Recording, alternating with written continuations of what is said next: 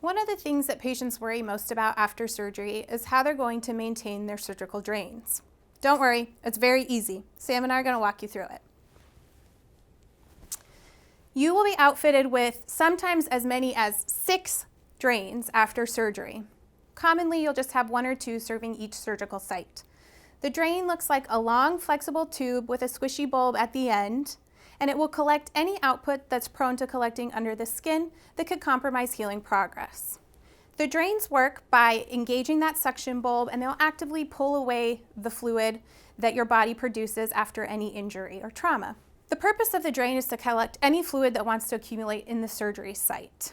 It helps promote healing as to not stress your incisions from the inside out and to not promote infection. You can expect in your drain bulb that fluid will collect anywhere on the spectrum of kind of bright or dark red blood to a clear, what we call serous fluid. I think of it as the fluid that collects in a blister. Sometimes you'll even notice little strands of tissue in the drain, and that's okay. We expect that. It's important to know that your drain is stitched to the skin with a single stitch. The drain should be on suction at all times, meaning the bulb should be squished down. You should anticipate having the drains anywhere from 1 to 6 weeks after surgery. Drains are removed in clinic, and we never take out more than 1 drain at a single surgical site at a time. Sam's going to walk us through how to perform drain care.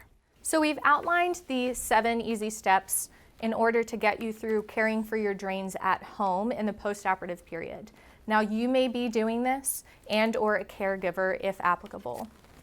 The first thing you're going to do is wash your hands, either with regular soap and water or with a sanitary gel. This is the Jackson Pratt drain here that we have. You can see the bulb at the end and the long strip that will be coming from the surgical site. The first thing you're going to do is strip the tubing. The easiest way to do this, as Ray is demonstrating, is take an alcohol swab, place your non-dominant hand at the site of the surgical incision where the stitch is, and hold it tightly so that you're not pulling on the drain too much. You're going to squeeze gently but firmly enough so that you can run that alcohol pad down the tubing in order to get any of that fluid and/or tissue to make its way down towards the collecting bulb. Once that fluid and the tissue gets in the bulb, you will remove the suction cap. You do nothing with the tubing, but just the suction cap, and pour it into a measuring cup.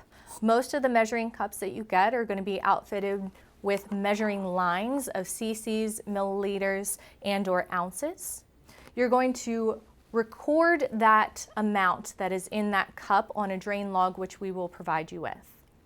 You can discard that fluid into the toilet and rinse the drain cup. However, never rinse the drain tubing and/or the bulb.